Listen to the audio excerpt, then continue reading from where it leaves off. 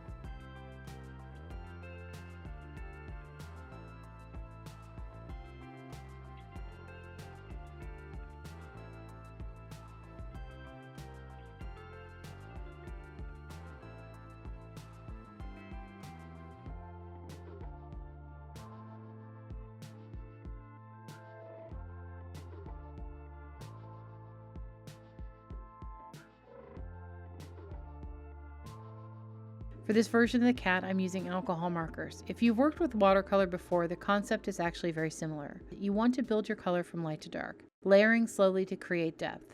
I started with very light gray tones and gradually layered darker shades to build the form of the cat. Since the cat is looking upward towards the light, the brightest area is on the face, while the underside of the chin, neck, and legs fall into deeper shadow.